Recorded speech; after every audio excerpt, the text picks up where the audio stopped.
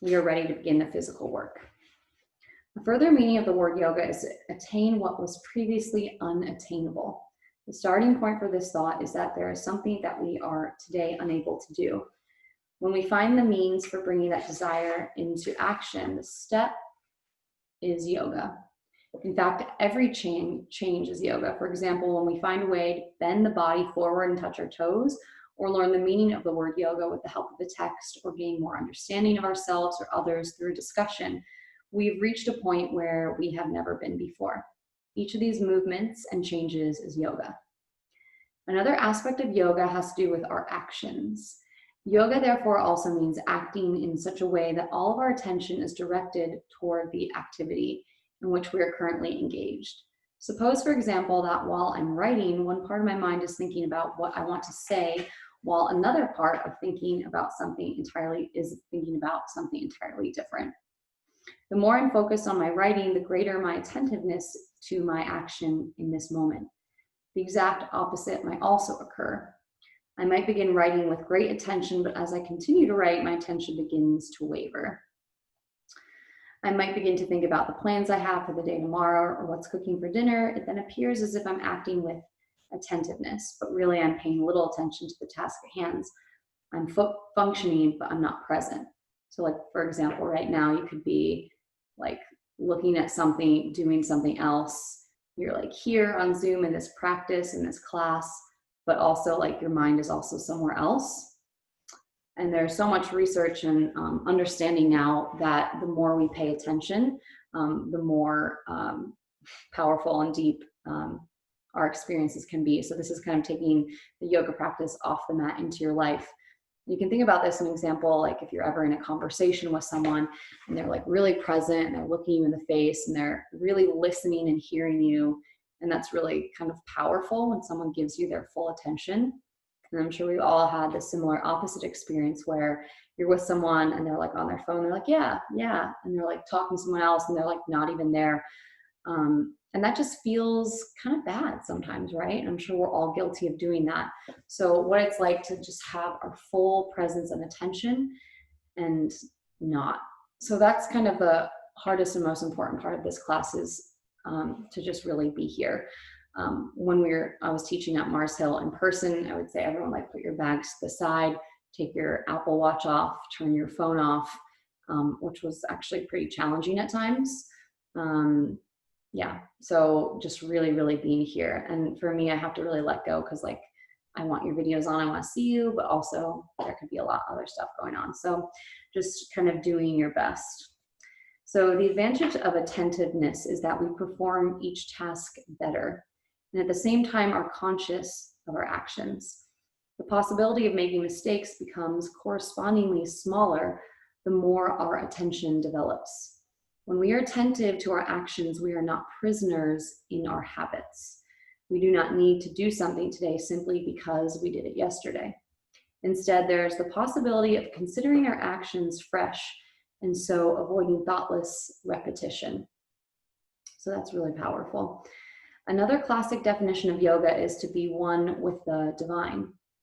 It does not matter what name we use for the divine, God, Allah, Ishvara, or whatever, spirit of the universe, heart of the universe, Jesus, Buddha, anything that brings us closer to understanding that there is a power higher and greater than ourselves is yoga. When we feel in harmony with that higher power, that too is yoga. So we see that there are many possible ways of understanding the meaning of the word yoga. Yoga has its roots in Indian thought, but its context is universal because it is about the means by which we can make the changes we desire in our lives. The actual practice of yoga takes each person in a different direction. It is not necessary to subscribe to any particular ideas of God in order to follow the path of yoga. The practice of yoga only requires us to act and be attentive to our actions. Each of us is required to pay careful attention to the direction we are taking so that we know where we are going and how we are going to get there. This careful observation will enable us to discover something new. Whether this discovery leads to a better understanding of God, to greater contentment, or to a new goal is completely personal matter. when we begin discussing asanas, which are the postures, physical exercises of yoga, we shall see how the various ideas implicit in the meaning of the word yoga can be incorporated into our practice. So now we're on page 7. Where and how does the practice of yoga begin? Should we always begin on the physical level? I would say that where we begin depends on our personal interests. There are many ways of practicing yoga, and gradually the interest in one path will lead to another. So it could be that we begin by studying the Yoga Sutra or by meditating, or we may instead begin with practicing asana, and so start to understand yoga through the experience of the body.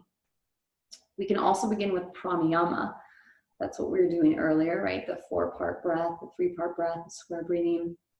Feeling the breath as the movement of our inner being, there are no prescriptions regarding where and how our practice should begin. Books or yoga classes often give the impression that there are prerequisites for the study of yoga. We may be told that we should not smoke, or that we should be vegetarian, or that we should give away all our worldly goods. Such ways of behaving are admirable only if they originate within us, and they may as a result of yoga, but not if they are imposed by outside. For instance, many people who smoke give up the habit once they begin a yoga practice. As a result of their practice, they no longer want to smoke. They do not give up smoking in order to practice yoga. We begin where we are and how we are, and whatever happens, happens. When we begin studying yoga, whether by way of asana, pranayama, meditation, or studying the Yoga Sutra, the way in which we learn is the same. The more we progress, the more we become aware of the holistic nature of our being. Okay, so let's stop there and let's move a little.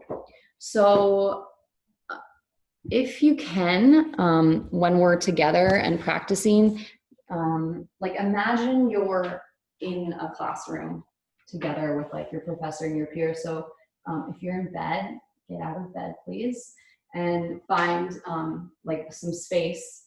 Get a yoga mat if you have one. So just like enough space for you to be able to kind of like stand and move. Great. Awesome. I'm gonna actually move my computer back a little. So we did some like gentle stretches earlier. Now we're gonna do kind of a little bit more, I don't know if I'd say strenuous. We're just gonna move maybe for 10 or 15 minutes. Maybe less. Okay. So come onto your mat and stand in mountain pose. So this is mountain pose. Feet are hip width apart, parallel right underneath you, and then kind of shift a little forward, come up onto your tippy toes, shift back, lift your heels, shift forward and back. Good. And then stand nice and tall. Think about your shoulders being over your hips, crown of the head is lifting, and feel your feet grounding down. And just notice if it's kind of hard to just stand evenly with your arms by your side. A lot of times we're kind of off to one side, your hands on your hips, your hands in the pockets. So see if you can evenly stand here and close your eyes. Maybe there's a little soft bend of your knees. Lift up a little taller through your spine. Take a deep breath in. And exhale. Now inhale, stretch your arms out to the sides and up. And then exhale, float your arms down by your sides. Good. 2 more like that. Inhale, arms stretch out and up. And then exhale, stretch your arms out and down. 1 more time. Inhale, arms stretch out and up. Good. Take your right hand to your left wrist, stretch tall and up and over to the right. So a little side bend here.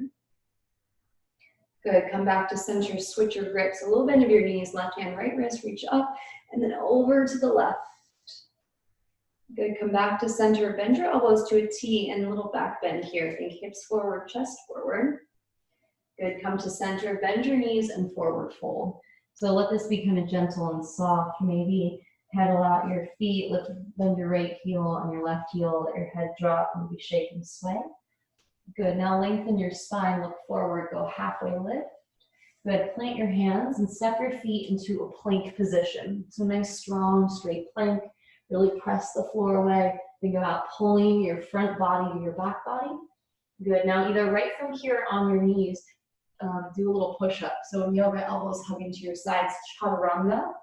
That's what it's called. Come all the way to the belly, and then inhale for a back bend, cobra or up dog. Lift your chest. Maybe rock your hips side to side, look right and left. Good, now tuck your toes and lift your hips up and back into downward facing dog. Good, so bend your knees a lot, especially if you're tight. Spread your fingers wide, really press into your knuckles, chest towards your thighs. You can pedal your feet out here again, go right heel and left heel. Maybe sway your hips side to side. Good, deep breath in. Big exhale. Lift onto your toes, a little bend of your knees. Walk your feet up to meet your hands, top of the mat, and fold. Good, look forward and lengthen. Refold in. Softly bend your knees, reach your arms out to the sides and rise up. Good, hands to your heart, mountain pose. So that's called a sun salutation or Surya Namaskara A. So the way lots of yoga classes start is with some warm-up exercises like that. So we're gonna do one more Surya Namaskara A together. So stepping at the top of your mat, mountain pose, exhale. Good, and of course remember if you have an injury or if there's anything going on in your body, we want this yoga to be healing, so you can always skip, modify, or make it more gentle. Just do what's right for you. And in this style of yoga, we want to really think about matching the movement and the breath. So listen to my cues when I say inhale, arms up, and then exhale, fold, and see if you can really connect that with your body. Ready? Inhale, arms stretch up, look up, and then exhale, bend your knees, forward fold. Maybe hands to the floor, let your head drop. Inhale, lengthen your spine, look forward. Exhale, hands down, feet back. You're still exhaling as you lower yogi push-up, chaturanga. Good. Scoop forward to your back bend cobra or up dog. Lift your chest, point your toes. Good. Now tuck your toes, downward facing dog. Drop back. Deep breath in. Big exhale. Move your hips, bend your knees, sway side to side. Breathe in. And exhale. One more breath here. Good, now come onto your toes, little bend of your knees. You can walk, hop, or float your feet to the top of the space. Look forward. Good, fold. Sweep your arms to the sides, rise all the way to stand. Good, then hands come to your heart, mountain pose. Deep breath in. Exhale. Good. Now from here, step just your right leg back. Good, lift your heel for kind of a lunge position. Good, stretch your arms up, so crescent lunge. Good, hug everything towards center, muscles to bones. Good, now spin your back foot down, open your arms out. This is called warrior two. Draw your shoulders down, nice deep bend of the front knees. Deep breath in. Exhale, maybe sit a little bit lower. Good, breathe in. Exhale. Good, now see if you can reverse your warrior. Right hand goes down the back leg, left arm up and over. Good, reach back to your warrior two. Shift forward, extended side angle. Left forearm to thigh, right arm up or over. Good, rise back up. Good, now straighten your front leg. Turn your left toes to the side of the mat so you're in star pose, arms out. Good, spin to the back of the mat. Right leg faces forward, left heel lifts, crescent lunge. Good, nice deep bend to the front knee. Engage, really hug muscles to bones. Breathing here. Hold. Good, and then open to the side of the mat, into your warrior two. Good. The right leg is forward, knees bent, right toes face forward, left toes face the side. Get really low here, drop your shoulders down. Breathe. Good, reverse your warrior, left hand down, right arm up and over. Good, rise back up, extended side angle, right forearm to thigh, left arm up. You can circle it back and around, maybe forward. Nice long side body stretch. Good, rise to warrior two. Good, straighten your leg, turn your toes to the side. Heel toe your feet together. Come to the middle of the mat, mountain pose, hands at the heart. Breath in. Exhale. Let's do one more balance pose here. So shift your weight to the left foot, bring your right foot up into tree pose. So the sole of the foot can be inside the thigh, the calf down on the ankle. Good. And hands can stay at your heart. You can stretch your arms up, maybe out. Just kind of try to test your balance. If you have something nearby, if this feels challenging, just kind of bring your hand onto whatever might be nearby. See if you can hold, balance, reach. Good. Bring your hands to your heart, turn your right leg forward, maybe stretch it up. And then lower it down and just let that right leg kind of swing, let your arms sway like that. Good, come to mountain, give everything a nice shake, shake, shake, shake, shake. Good, mountain pose, breath in. Exhale. Good, left foot comes up, you can bring the heel to heel, calf or thigh. Tree pose, hands to the heart. Good, now as much as you're pushing your foot into your leg, so you can push your leg into your foot, hands to the heart, maybe grow your tree, maybe arms open out, breathe here. See if you can really feel that standing foot ground. Beautiful, bring your left leg forward, stretch it out. Good, arms down, hands down, and then just let your arms kind of sway and swing that leg forward and back. Sway, sway. Good, give everything a big shake, shake, shake, shake, shake it out, shake it out. Good, and then come back down onto the mat. Come back down and have a seat. Okay, so just kind of trying to mix up the movement. I'm thinking on Thursday, I think I said this before, we'll do kind of like a little lecture and then movement, lecture, break, movement. So I'm just kind of figuring out as we go along. Okay, so let's talk a little bit more about yogic philosophy. So I'm going to share my screen. Are you driving right now? Is someone in their car? Okay, well, you're not driving, you're just in a car. Okay. Yeah, no, I'm sorry. I got called into work today, so yeah. Well, I'm just glad you're not driving and looking at Zoom.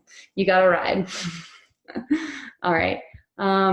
Okay, so like I was saying, kind of the history of yoga comes from a text called the Yoga Sutras. And I'm going to just share a little document about that. Where is it? So we went over the syllabus previously. Oh, I don't know what that is. Sorry. Am I still on screen share? No. Here we go. Okay. Share. All right. So we've kind of already gone over what is yoga. The word yoga means union or to yoke. And we kind of think about that like bringing together body, mind, and spirit, the breath and the body, that kind of thing. It's also defined as, if anyone knows anything about farming, a yoke is a big kind of wooden beam that connects two oxen. So it's kind of another definition of yoga. And a lot of this comes from the Yoga Sutra. So the Yoga Sutra is an ancient text considered to be written by someone named Patanjali in India. And it's a set of 195 or 96 terse aphorisms. So it means a short statement that describes a universal truth. So you can kind of read along. There are a lot of different books and a lot of translations. A lot of them are very confusing and contradictory, but it's pretty powerful to engage with these texts. So it's kind of like if you think about like a college course, you get the syllabus and it is like a little bullet point outline. So the sutra is like a little like gem that you could study for a lifetime. So a sutra comes from the root suture, right? Like a thread. And some of these sutras like aren't even really complete sentences, and that's why it's nice to study them with a teacher. Otherwise, I found them very confusing. Yeah, so it's good to do one-on-one. The physical postures, right, like the asanas are only mentioned 2 or 3 times. And it's usually referred to like a seated meditative pose. So that's a good indicator of the yoga we practice now in this modern lifetime. It's pretty different than like the original roots of yoga. And that's not like bad or good. It's just good to know what that is.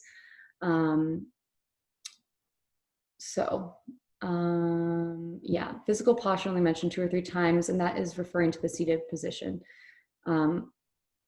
Because the purpose of yoga is to help wipe clean the lens of perception, to see more clearly and make fewer mistakes. That's another really beautiful definition of yoga, is being able to have eyes that see clearly. So see, the moment that we're in is through our own lens. So if you grew up in New York and New Yorkers were like, oh, people from the South are the worst. So you go to the south, you know, it's like all these projections we're maybe taught or learning, they're through our own lens, through our own experience. So kind of understanding a deeper perspective, getting out of our own way. It's another gift of our yoga practice. And also letting us kind of pause and yeah, make decisions from like a cool, still place, not act impulsively because that's our pattern, our habit. So the Samadhi-pada Sutra is in 4 chapters, is the first chapter. Yeah, da, da, da, da, da. So the second sutra, there's 1.1 and then 1.2 is kind of the definition of yoga, which is yoga is the cessation of the fluctuation of the mind. So yoga is the quieting of the thoughts, the stilling of the mind. So basically yoga is meditation, being able to be present, quiet, and peaceful. Here's a reflection question I might post for you all. But anyway, that's just kind of a little introduction to the Yoga Sutras. There's another kind of, okay, is this it? There's another document I kind of want to share, which kind of has a lot of the history of yoga. Yeah, so this is it. It's kind of long. And yeah, I think I'm just going to post this in your Moodle and have you read it. It's kind of what I've been talking about, the 8-limb path of yoga. There's that definition again. Yeah. So yeah, I think it's like 12 or 13 pages. So I'll just read a little bit of this. So in the Yoga Sutra 1.2, Patanjali provides his authoritative definition of yoga. Yoga is the cessation of the fluctuation of the mind. So if you share like, oh, I took yoga in college, and they're like, oh, cool, how was that? I'm like, oh, well, it was great. Like I learned that yoga is more than just like physical postures and a workout and movement. It's really about meditation and like yoking and stilling your mind. Even that definition, yoga is the cessation of the fluctuation of the mind. Yoga is the stilling of the thoughts, maybe like the control of the thoughts. So what is yoga? It's generally believed that the practice of yoga developed roughly 5,000 years ago. However, some researchers suggest that yoga may be up to 10,000 years old. At any given moment in history, the word yoga has its own sets of usages and voices to an ongoing conversation that reaches back into early antiquity and will likely extend far into the future. So what exactly is yoga? What does this word mean? And this is kind of what we'll be continuing to learn throughout the semester. Okay, so I'm just going to share a little bit more about the Yoga Sutras. How are you guys feeling? Do you want to like get up and shake? Feeling okay? Feeling pretty good? Okay, so like I was saying, the Yoga Sutras are terse aphorisms. So it's like a small statement that's packed with information.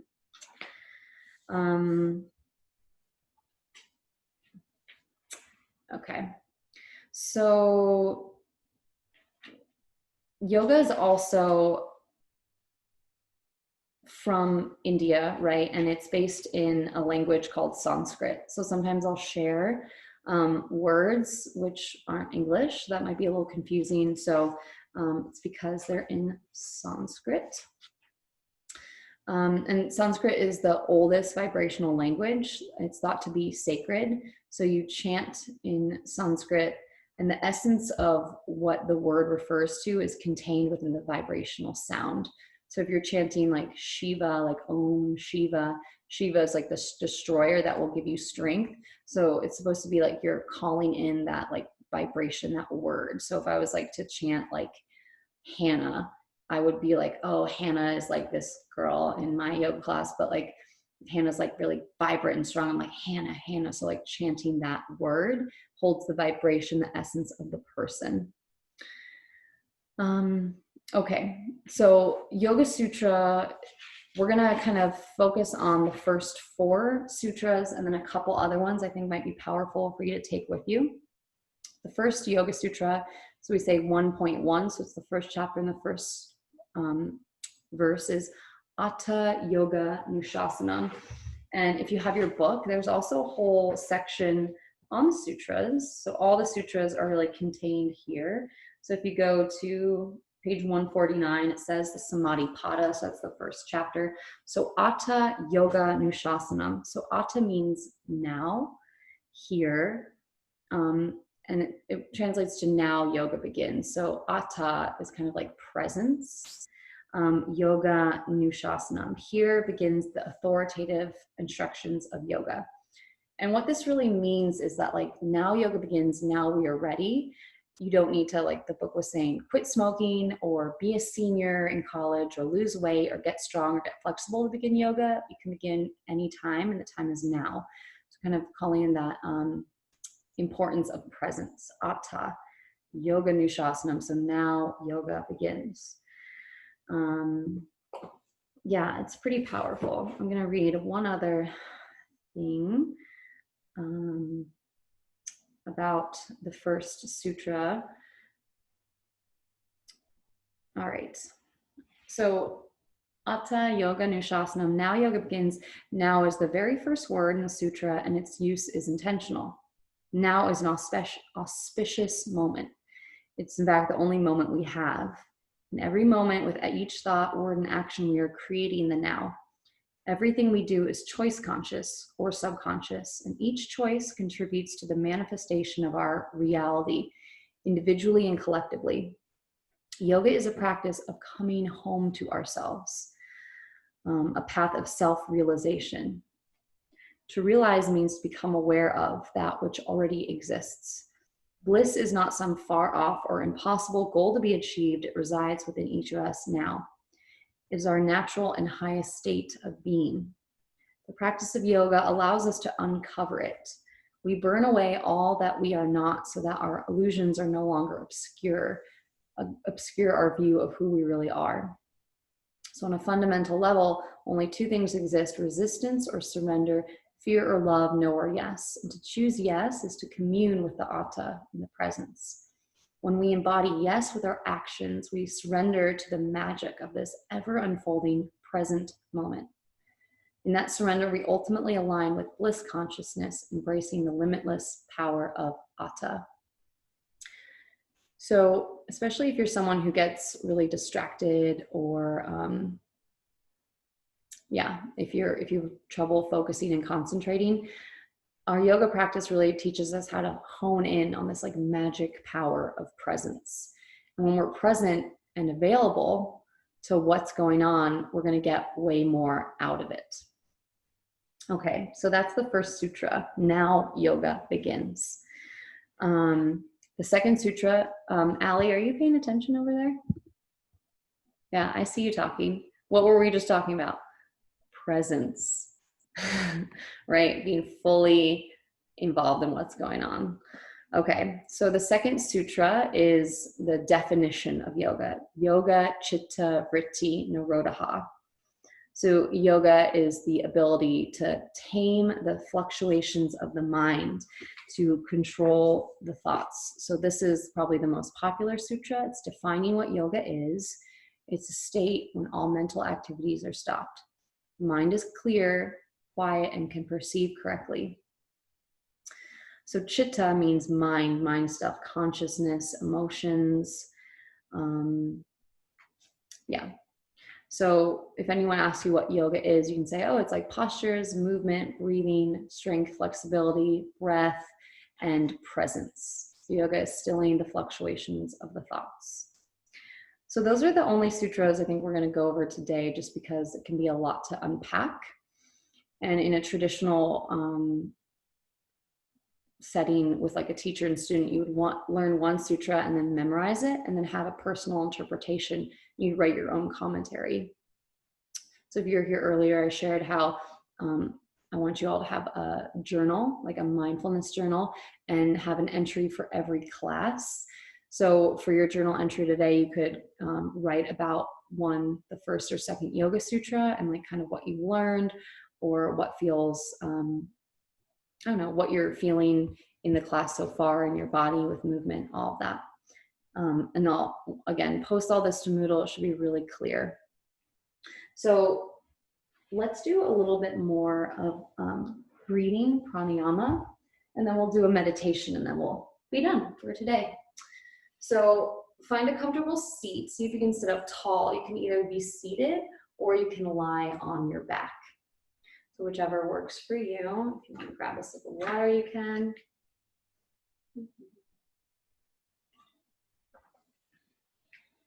And then just move a little, adjust, get comfortable. So sitting tall or lying down. Take a deep breath in through your nose. And let a big cleansing sigh out of the mouth. Good, deep breath in through your nose. Let a big sigh out of your mouth. Good, now we're gonna do something called lion's breath. So you're gonna breathe in through your nose, and on your exhale, stick your tongue out, open your mouth wide and go. So it might feel a little weird, a little awkward, but just go with it. No one's looking at you. So take a deep breath in through your nose, stick your tongue out, open your mouth and go. Good, really stretch out your face. And do that 2 more times. Deep breath in. Big lion's breath, stick your tongue out. Good job. 1 more time. Deep breath in. Big exhale. Good. Now just once again, let the breath go really deep into your body.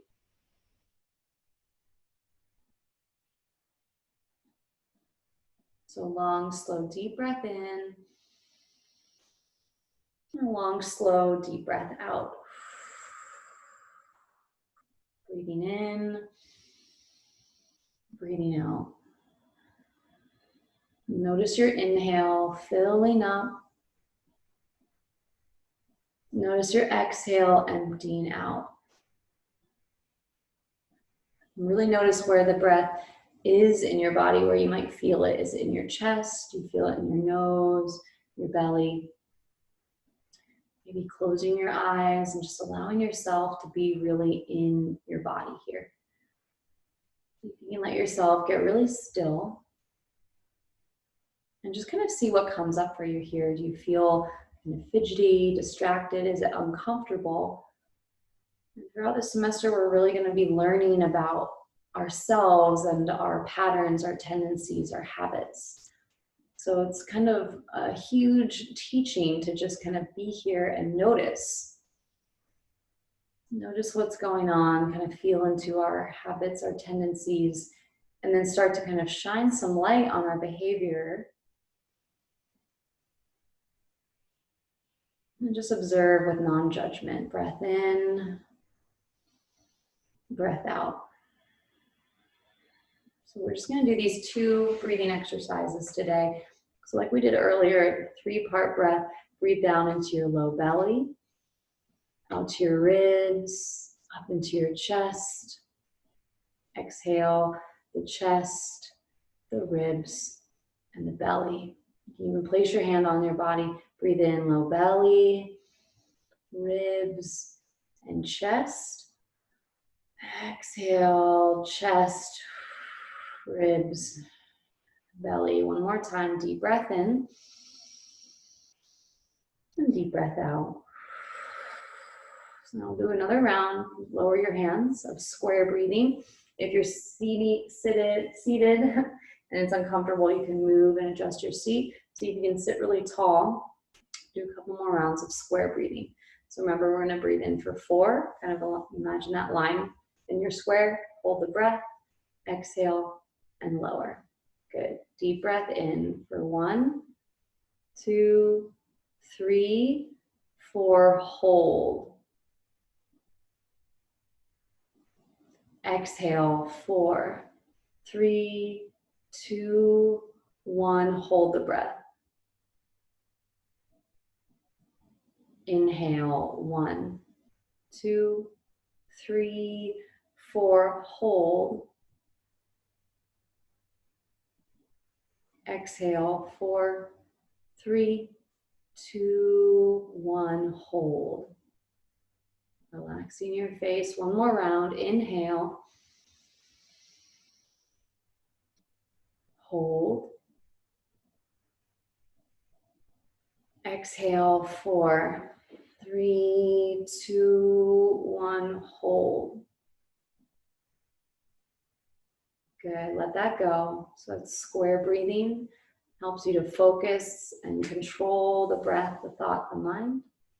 Good, and now we're just gonna come to lie down on the back. So if you were seated, come down to your back. If you wanna make yourself comfortable, if you have like a pillow, you can bring a pillow along the length of your back or underneath your knees. Let your arms come out by your side, palms facing up. So in every yoga class, the class ends in a posture called Shavasana, final relaxation pose. So letting yourself almost like a little yoga nap rest. Good. So you can kind of move and wiggle, get your wiggles out, soften here. And we're gonna do something now called a body scan. So it's just a simple kind of scan of your body. And you don't have to do anything. You can keep lying down, eyes closed, if that's comfortable. And as I mention each part of your body, just feel into that part of the body and let it relax. So let's take one more deep cleansing breath here, in through the nose, out through your mouth. Good, now bring your attention to the feet. Feel your toes, the soles of the feet, the tops of the feet. Without moving, just feel into your feet and let your feet relax. Now start to move your attention up into your ankles. Feel into your ankles and let your ankles relax. And then move your awareness up to the shins. Feel the backs of the calves and the knees. Let your lower body relax. Good, just lying down here, resting. And then move your attention up the legs, the front of the quads, the back hamstrings, and up into your pelvis. So feel the glutes, kind of the hip bones. The lower body is completely relaxed. Take a deep breath in. Exhale. And if you're feeling any like tension or tightness in your legs, see if you can breathe your attention there. Inhale. And exhale, let it go. Now bring your attention from your hips up to your belly. Feel your low belly and your ribs, kind of the internal organs. Let your belly relax. And then feel the back body, the low back, middle, upper back to the shoulder blades. And kind of up and down the spine, let the back relax. Move your attention back to the front body, so feel up into the ribs, into your chest, all the way up to your collarbones and your shoulders. The whole torso relax here. Deep breath in and exhale. Now move your attention to your right shoulder, down your right arm, to your right elbow, softening here.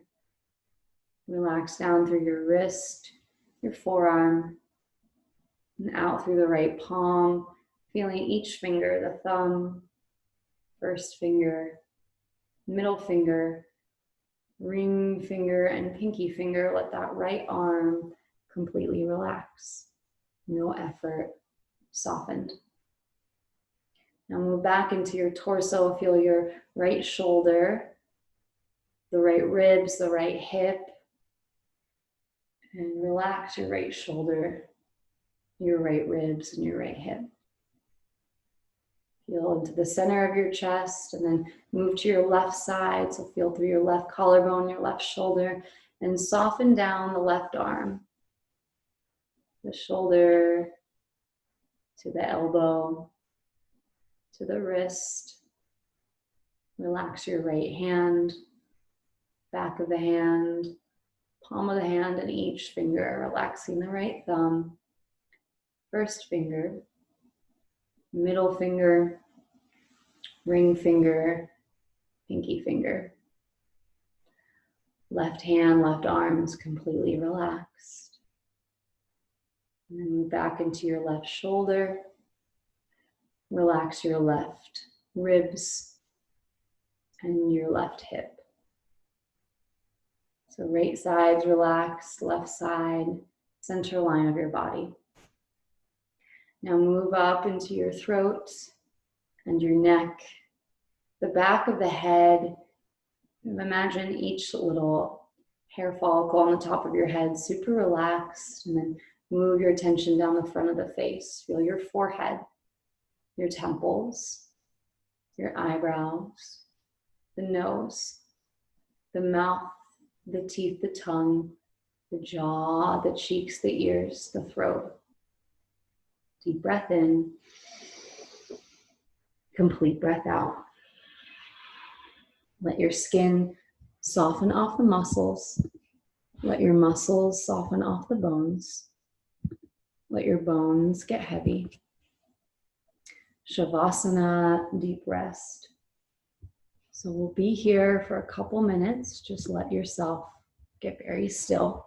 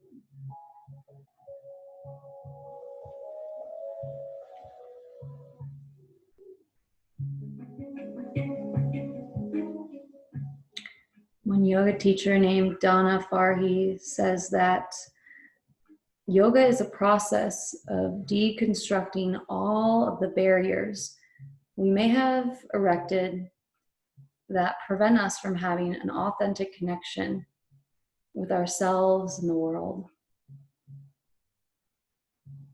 So take this moment to really feel into your body, notice what's going on, notice how powerful and maybe even potent this amount of rest has provided for you. Deep breath in, deep breath out. Now start to gently wiggle your fingers and toes, rotate through your ankles and wrists, turn your head side to side. And then stretch your arms up and overhead. Stretch your arms up high, stretch your feet down low, lengthen your body from top to bottom. And then bend your knees into your chest, give yourself a squeeze. You can rock a little side to side here, maybe draw in, release. Good, and then roll to your right side. I'm just gonna pause on your side. And then when you're ready, press your way up into a comfortable cross-legged position. Good, bring your hands together in front of your heart. So we'll close our practice here with the word namaste. And namaste just means that the light in me sees and honors the light inside of each and every one of you. So hands to the heart, take a deep breath in. Exhale. Maybe this morning, just think about something you might feel very grateful for today, your education, maybe your computer, what's letting you do your classes online, your health, your safety, your family, anyone who might be supporting you. Deep, deep gratitude. Breathe in. Exhale. Good. And you can bring your hands up to your forehead, that place between your eyebrows, the third eye. Namaste. Thanks, everyone. Good job today. And I will see you on Thursday at 8 a.m. Feel free to email me or contact me if you have any questions. If you want to do like office hours, we can always set up a private Zoom meeting, and everything you need to know you'll find on Moodle. So I'll see you on Thursday. Bye. All right. Bye, everybody. Good job.